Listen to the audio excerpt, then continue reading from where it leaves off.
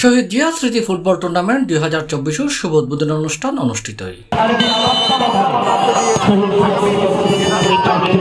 ডিসেম্বরের 21 তারিখ শনিবার নগরীর আগ্রাবাদ সিজিএস কলোনি মাডনাজি জাতীয় পতাকা উত্তোলন ও জাতীয় সঙ্গীতের মাধ্যমে এই উদ্বোধনী খেলা অনুষ্ঠিত হয়।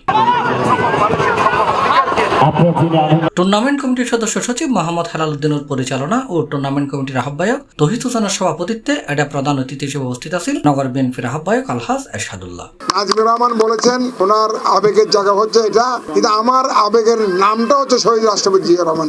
এই নাম আমাদের সবার কাছে একটা আবেগের নাম, কারণ শহীদ রাষ্ট্রপতি জিয়া রহমান এই দেশের একজন শুধু সন্তান ছিলেন না, এই দেশকে উনি স্বাধীন করেছেন। একবার বল লাথি মালির নজর সাইডে গোলত মাইজে দিয়ে নজর আস্তে করে আটকে যাবে। এই যে মজার স্মৃতিগুলো আমাদের বিগত কয়েকটা জেনারেশন এটা ভুলে গিয়েছে।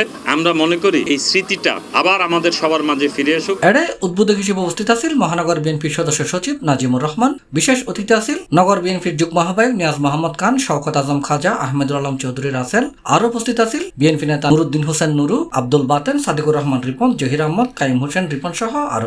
মাদক মুক্ত সমাজ চাই, খেলাধুলার বিকল্প নাই।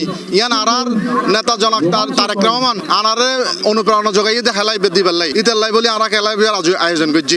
এই আরা মাননীয় চেয়ারম্যান তারেক রহমান স্যারে হয়ে দেখি আরারে এই যে যুব সমাজের মাদক মুক্ত করিবেন লাই বলি ক্রীড়াধুলার প্রতি ডাইভার্ট করতে হইয়ে তারেক রহমান সাহেবের নির্দেশ অনুযায়ী আনার মহানগর বিএনপির সম্মানিত সব আহ্বায়ক এরশাদুল্লাহ ভাই এবং বিপ্লবী সদস্য নাজিম রহমান নাজিম ভাইয়ের তত্ত্বাবধানে এবং অনুপ্রেরণায় আজ আমরা এই জিয়া স্মৃতি ফুটবল টুর্নামেন্ট ইভেন্ট আয়োজন করছি।